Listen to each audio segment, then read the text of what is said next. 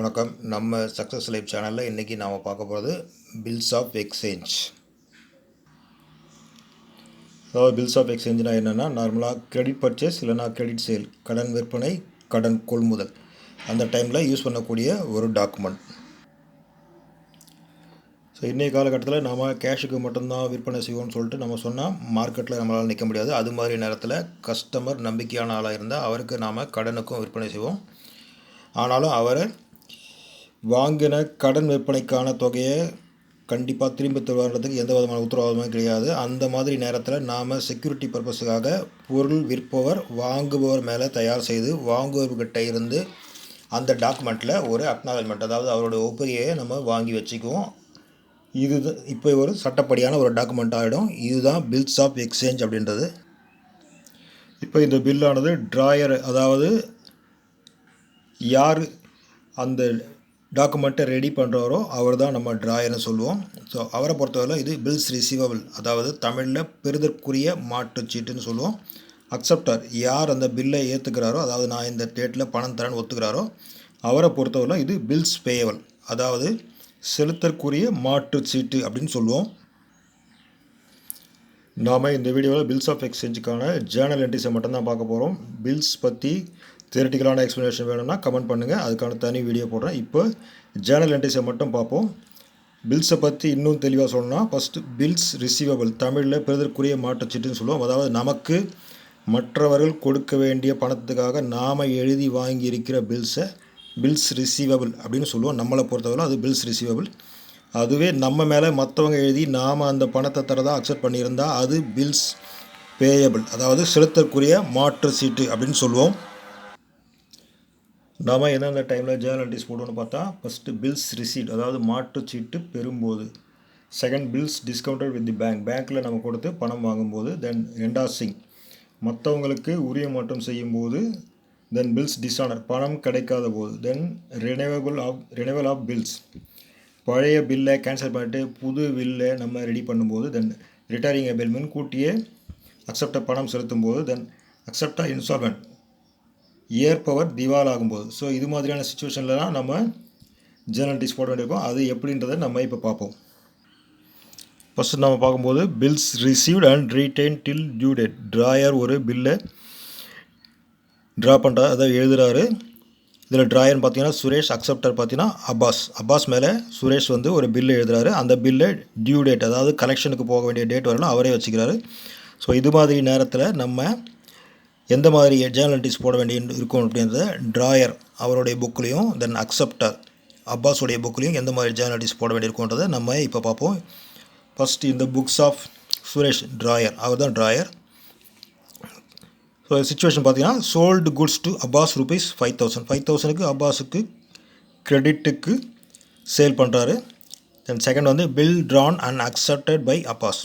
சுரேஷ் எழுதுகிற பில்லை Abbas accept பண்ணிக்கிறாரு, அந்த 5000க்கான பில்லை அவர் அக்செப்ட் பண்ணிக்கிறாரு. Then third situation, payment made by Abbas on the due date. Abbas அந்த டியூ டேட்டில் பேமெண்ட் கொடுக்க வேண்டிய அந்த 5000 கொடுத்துறாரு. ஸோ இதுக்கான ஜேர்னல் என்ட்ரிஸை நம்ம ட்ராயருடைய புக்லேயும் அக்செப்டர் அப்பாஸுடைய புக்லேயும் எப்படி போடுறதுன்றதை நம்ம இப்போ பார்ப்போம். First sold goods to Abbas. இதில் பார்த்தீங்கன்னா அப்பாஸ் அக்கௌண்ட்டை டெபிட் பண்ணுறோம் 5000க்கு. டு சேல்ஸ் அக்கௌண்ட் எழுதி அதில் 5000 நம்ம எழுதுகிறோம். நரேஷனில் being goods sold on credit அதை எழுதிட்டோம். தென் செகண்ட் ட்ரான்சாக்ஷன் பார்த்தீங்கன்னா bill drawn and accepted by Abbas. So இங்கே பார்த்தீங்கன்னா நம்ம ஜேர்னல் என்ட்ரிஸ் பண்ணுறதெல்லாம் இந்த புக்ஸ் ஆஃப் சுரேஷோட புக்லேயே நம்ம இதை எழுதுகிறோம். தென் ஃபஸ்ட்டு சேல்ஸுக்கான ஜேர்னல் என்ட்ரி போட்டுட்டோம். தென் செகண்ட் வந்து bill drawn and accepted by Abbas வந்து நம்ம எழுதின, அதாவது சுரேஷ் எழுதின பில்லை அக்செப்ட் பண்ணிக்கிறாரு. ஸோ அப்போ அதுக்கான என்ட்ரிஸ் பார்த்தீங்கன்னா, bills receivable account debtor rupees 5000 to Abbas account, இதை கிரெடிட்டில் எழுதுகிறோம். அந்த 5000 இங்கே எழுதுகிறோம். Narration bill drawn by us and return as duly accepted by Abbas அந்த பில்லை அக்செப்ட் பண்ணிவிட்டு திரும்பி நம்மக்கிட்டேயே அனுப்பிச்சிடுவார், நம்ம அதை வாங்கி வச்சுக்குவோம். தென் டியூ டேட் அன்றைக்கி அவர்கிட்ட அதை கலெக்ஷனுக்காக அனுப்புவோம். ஸோ அந்த பேமெண்ட்டை நம்ம வாங்கிக்குவோம். ஸோ இதுதான் அந்த ப்ராசஸ். தென் தேர்ட் ட்ரான்சாக்ஷன் பார்த்தீங்கன்னா, payment made by Abbas on the due date. Due date அன்றைக்கி அப்பாஸ் பேமெண்ட் பண்ணிடுறாரு. அதுக்கான என்ட்ரி பார்த்தீங்கன்னா bank account or cash account. Either பேங்க்கில் நமக்கு வரவு வந்ததுன்னா செக் மூலமாகவோ இல்லை பேங்க்கில் டெபாசிட் பண்ணியிருந்தாலும் நம்ம பேங்க் அக்கௌண்ட்டை டெபிட் பண்ணுவோம். இல்லை கேஷாக கொடுத்துருந்தா கேஷ் அக்கௌண்ட்டை டெபிட் பண்ணுவோம். 5,000 டெபிட் காலத்தில் எழுதுறோம். தென் கிரெடிட்டில் டூ பில்ஸ் ரிசீவபிள் அக்கௌண்ட் அப்படின்னு எழுதி அந்த 5,000 நம்ம கிரெடிட் காலத்தில் எழுதுகிறோம்.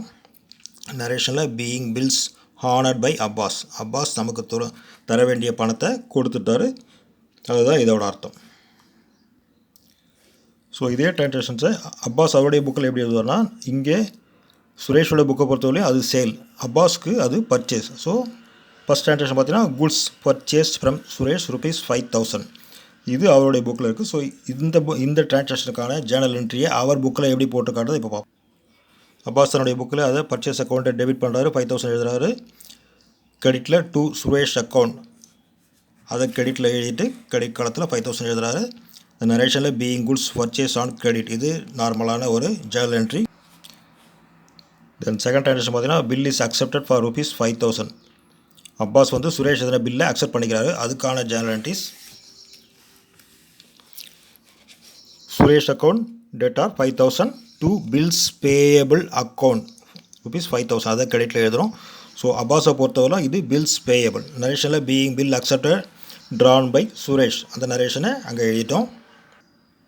தென் third transaction payment made on the due date. Abbas due date அன்றைக்கி பேமெண்ட்டு பண்ணிடுறாரு. ஸோ அதுக்கான ஜேர்னல் என்ட்ரிஸ் பார்ப்போம். அப்பாஸோட புக்கில் பேமெண்ட் மேட் பண்ணதுக்கான journal entries bills payable account debtor ₹5,000 to cash or bank. Bank மூலமாக பே பண்ணியிருந்தால் பேங்க் போடுவோம், இல்லைனா கேஷ் அக்கௌண்ட் அதை கிரெடிட்டில் எழுதிட்டு ₹5,000 கிரெடிட் காலத்தில் எழுதணும். நரேஷனில் being bill taken back on due date and made payment, இந்த நரேஷனை நம்ம எழுதுகிறோம். Then bill discounted with bank. So இதில் என்ன பார்த்தீங்கன்னா, நமக்கு ஏற்கனவே தெரியும் இது மாதிரி பில்ஸோட ஒரு முக்கியமான அட்வான்டேஜ் என்னென்னா, நாம் அதை பேங்க்கில் கொடுத்து டிஸ்கவுண்ட் பண்ணி டியூ டேட்டுக்கு முன்னாலேயே பணம் வாங்கிக்க முடியும். அப்படி ட்ராயை தன்னோட பேங்க்கில் அந்த பில்லை டியூ டேட்டுக்கு முன்னாடியே கொடுத்து பணம் வாங்கும்போது பேங்க் அவங்க வெயிட் பண்ண வேண்டிய காலத்துக்கு ஏற்ற மாதிரி, அதாவது இல்லைனா பில்லோட டியூ டேட் பார்த்திங்கன்னா ஒரு 3 months டியூ டேட் கொடுத்து பில்லு ட்ரா பண்ணுறாங்கன்னு சொன்னாக்கா, நம்ம ஒரு 1 month கழிச்சோ இல்லை ஒரு வாரம் கழிச்சோ கொண்டு போய் பேங்க்கில் கொடுத்து நம்ம பணம் வாங்கிக்கலாம். பேங்க் அவங்களோட பணத்தை நம்மகிட்ட கொடுத்துருவாங்க. ஆனால் பேங்க் அதை பில்லை கலெக்ஷனுக்கு அனுப்புறது அந்த குறிப்பிட்ட 3 மாதம் முடிஞ்சதுக்கப்புறம் தான் அவங்க அக்செப்டார்கிட்ட அனுப்பி அந்த பணத்தை வாங்குவாங்க. ஸோ அவங்க அந்த குறிப்பிட்ட டியூ டேட் வரலாம் வெயிட் பண்ணி தான் ஆகணும். ஸோ அதுக்காக ஒரு சார்ஜ் அவங்க கலெக்ட் பண்ணுவாங்க. ஸோ அந்த அமௌண்ட்டை டிஸ்கவுண்ட் பண்ணிவிட்டு மீதி இருக்கிற அமௌண்ட்டை தான் நமக்கு கொடுப்பாங்க. இப்போ எக்ஸாம்பிள், இப்போ சுரேஷ் தன்கிட்ட இருக்கிற பில்லை January 1, 2020 அன்றைக்கி எழுதுறாரு. 3 months டியூ டேட் கொடுத்து ₹5,000 அப்பாஸ் மேலே எழுதுறாருன்னு வச்சுக்கோங்க.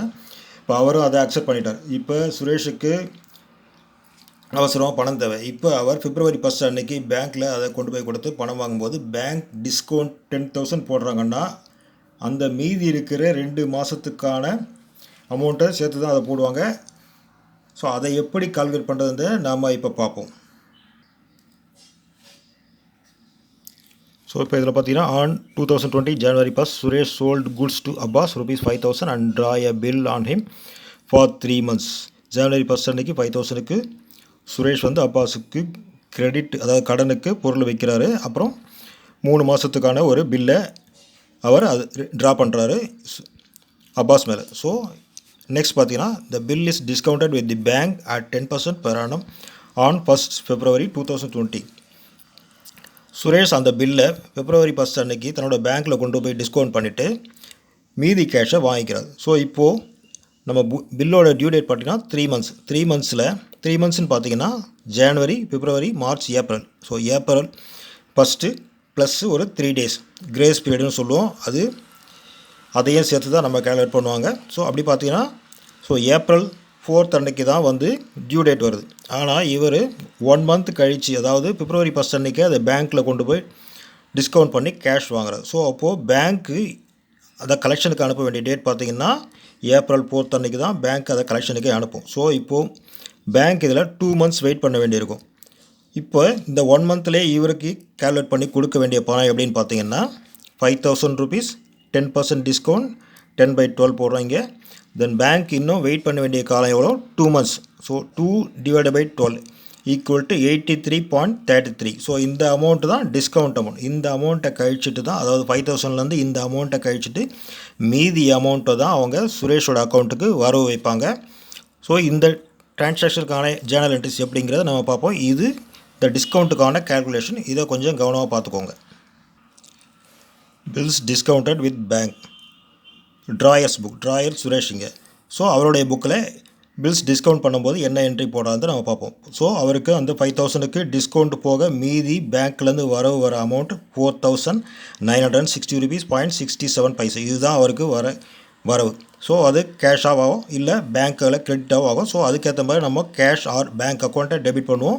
அந்த அமௌண்ட்டை இங்கே எழுதுகிறோம். தென் டிஸ்கவுண்ட் அக்கௌண்ட் டெட்டார், ஸோ அதை இங்கே போடுறோம். அதை 83.33 எழுதுகிறோம்.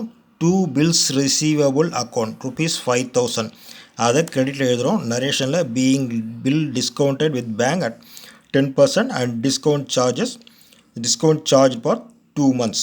ஸோ இந்த நரேஷனை நாம் இங்கே எழுதுகிறோம். ஸோ இந்த இடத்துல பார்த்தீங்கன்னா ட்ராய், அதாவது அக்செப்டரோட புக்கில் எந்த விதமான என்ட்ரியும் தேவையில்லை. ஸோ அவருக்கு நம்ம டிஸ்கவுண்ட் பண்ணோமா என்ன பண்ணோன்றது அவருக்கு தெரிய போகிறதில்ல. ஸோ அதனால் அக்செப்டரோடைய புக்கில் எந்த விதமான என்ட்ரிஸும் வராது. நெக்ஸ்ட் என்டார்சிங் பில், அதாவது நாம் யாருக்காவது கடன் பட்டிருந்தால் அதுக்கு ஈடாக நம்மக்கிட்ட இருக்கிற பில்லை அவருக்கு உரிமை மாற்றம் செய்து கொடுக்குறது. ஸோ இது மாதிரி சுச்சுவேஷனில் நாம் எப்படி என்ட்ரிஸ் போட்டதுன்னு நம்ம இப்போ பார்ப்போம். ஸோ இது பார்த்தீங்கன்னா endorsing bill to creditor. So drawer, creditor, இவங்க 2 பேர் தான் கிரெடிட்டார் ஆர் என்டார்சிங். ஸோ இவங்க 2 பேர் தான் இதில் சம்மந்தப்பட்டிருப்பாங்க. இதில் அக்செப்டாருக்கு எந்த வேலையுமே கிடையாது. அவர் தன்னோட புக்கில் எந்த என்ட்ரியும் போட வேண்டியதில்லை. அவருக்கு நம்ம இதை என்டாஸ் பண்ணோமா இல்லை பேங்க்கில் கொடுத்து டிஸ்கவுண்ட் பண்ணி கேஷ் வாங்கணுமான்ற எந்த விஷயமும் அவருக்கு தெரிய போகிறதில்ல. அவரை பொறுத்தவரையிலும் நம்ம தான் ட்ராயர், அவர் அக்செப்டார், அவ்வளோதான். ஸோ அதனால் நம்ம இதில் அக்செப்டாருக்கு இங்கே எந்த விதமான என்ட்ரிஸும் கிடையாது. ஸோ இங்கே நம்ம போட வேண்டியது 2 பேர் தான். ஒன்று இதில் பார்த்தீங்கன்னா ட்ராயர் நேம் சுரேஷ் அப்படின்னு நம்ம வச்சுக்கோம், கிரெடிட்டார் குப்தா அப்படின்னு வச்சுக்கோம். ஸோ இதில் பார்த்தீங்கன்னா ஒரு transaction on 1st January 2020 the bill is endorsed to Gupta ₹5000. So drawer Suresh, அவருடைய கிரெடிட்டார் இவர் குப்தா. ஸோ குப்தாவுக்கு அவர் 5000க்கான பில்லை நாங்கள் சுரேஷ் கிட்டேருந்து இங்கே ஏற்கனவே அவர் 5000க்கான ஒரு பில்லை ரிசீவ் பண்ணியிருக்காரு. அந்த பில்லை குப்தாவுக்கு என்டாஸ் பண்ணி கொடுக்குறாரு. ஸோ அதுக்கான என்ட்ரிஸை நம்ம இப்போ பார்ப்போம். Endorsing bill in the books of drawer, Suresh தான் பில்லை ட்ரா பண்ணியிருக்கார். ஸோ அவருடைய புக்ஸில் என்டார்ஸ் பண்ணும்போது போடக்கூடிய என்ட்ரி இது. நம்ம ஏற்கனவே ரிசீவ் பண்ணும்போது போடுற என்ட்ரி, தென் பேங்க்கில் டிஸ்கவுண்ட் பண்ணும்போது போட என்ட்ரிலாம் நம்ம பார்த்தோம். ஸோ இப்போ என்டாஸ்க்கான என்ட்ரி மட்டும் நம்ம இங்கே பார்க்குறோம். ஸோ இதில் பார்த்தீங்கன்னா யார்கிட்ட என்டாஸ் பண்ணி கொடுக்குறாரோ அவருடைய அக்கௌண்ட்டை நம்ம டெபிட் பண்ணுறோம். Gupta's account debtor ₹5000. 2 bills receivable account, அதை கிரெடிட்டில் எழுதுகிறோம் ₹5000. நரேஷனில் being payment made to Gupta by endorsing a bill அப்படின்னு சொல்லிட்டு நம்ம எழுதுகிறோம். அதாவது நாம் குப்தா கிட்டே ஏதாச்சும் கடன் வாங்கியிருப்போம். ஸோ அவருக்கு நம்ம ஏற்கனவே ஒருத்தர்கிட்ட இந்த அக்செப்ட் பண்ணி வாங்கியிருந்த பில்லை அந்த கடனுக்கு ஈடாக நம்ம அவர்கிட்ட ஹேண்ட் ஓவர் பண்ணுறோம். ஸோ இதுதான் என்டார்சிங். ஸோ இப்போ இதை பொறுத்தவரை என்ன ஆகுன்னா,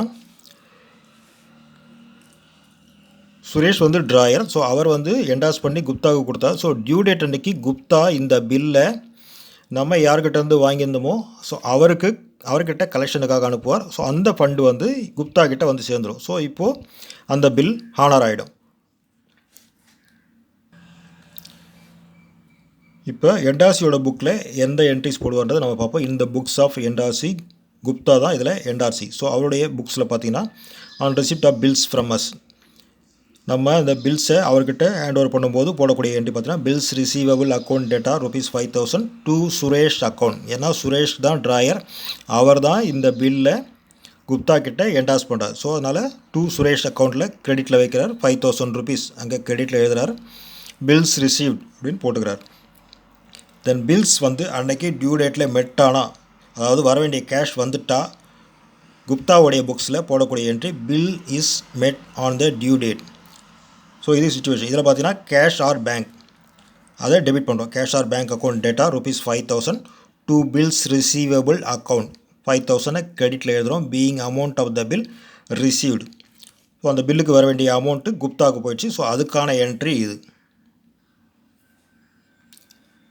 தென் bills sent to bank for collection. So இது என்னென்னா, இப்போது பல பெரிய கம்பெனிகளில் பார்த்தீங்கன்னா இது மாதிரி நிறைய பில்ஸ் வரும்போது அந்தந்த டியூ டேட்டை செக் பண்ணி கலெக்ஷனுக்கு அனுப்புறதுங்கிறது கஷ்டமாக இருக்கிற சூழ்நிலையில் அந்த வேலையை அவங்க தன்னோட பேங்க் கிட்ட ஒப்படைச்சிடுவாங்க. அவங்க அதை வசூல் பண்ணி நம்ம அக்கௌண்ட்டில் வர வைப்பாங்க. இங்கே ஒரு விஷயத்தை முக்கியமாக கவனிச்சுக்கோங்க. பேங்க்கில் பில்லை கொடுத்து டிஸ்கவுண்ட் பண்ணி பணம் வாங்குறதுங்கிறது வேறு, கலெக்ஷனுக்கு அனுப்பி பணம் வாங்குறதுங்க வேறு. இந்த வித்தியாசத்தை புரிஞ்சுக்கோங்க. ஸோ இதுக்கான என்ட்ரிஸ் எப்படிங்கிறத நம்ம இப்போ பார்ப்போம். ஸோ இது பார்த்தீங்கன்னா bill sent to bank for collection. So இதில் நாம் டெபிட் பண்ண வேண்டியது பார்த்தீங்கன்னா bill sent for collection account debtor. தவறுதலாக பேங்க் அக்கௌண்ட் போட்டக்கூடாது. இங்கே நம்ம போட வேண்டியது bill sent for collection account debtor. அந்த அமௌண்ட்டை போடுறோம் 5,000. டூ பில்ஸ் ரிசீவபிள் அக்கௌண்ட் ₹5,000 போடுறோம். இது கலெக்ஷனுக்காக நம்ம அனுப்பும்போது போட வேண்டிய entry. Being bills receivable sent to bank for collection, இது நரேஷனில் நம்ம எழுதுகிறோம். தென் பேமெண்ட் வந்ததுக்கப்புறம் போட வேண்டிய என்ட்ரி பார்த்தீங்கன்னா வென் பேமெண்ட் ரிசீவ்ட், பேங்க் அக்கௌண்ட்டை டெபிட் பண்ணுறோம் 5,000க்கு. To bills sent for collection account 5,000. So இங்கேயும் கவனிங்க, நம்ம இங்கே பேங்க் அக்கௌண்ட்டை பேமெண்ட் வரும்போது பேங்க் அக்கௌண்ட்டை டெபிட் பண்ணுறோம். இங்கே கிரெடிட்டில் பில்ஸ் ரிசீவபிள்னு போடக்கூடாது, bills sent for collection account. So அப்போ தான் இதுவும் டேலி ஆகும். So bills sent for collection அக்கௌண்ட்டை கிரெடிட்டில் எழுதுகிறோம். 5,000 கிரெடிட் காலத்தில் நம்ம எழுதுகிறோம். நரேஷனில் being collection of bills receivable by bank அப்படின்னு நரேஷன் எழுதுகிறோம். Next dishonour of a bill.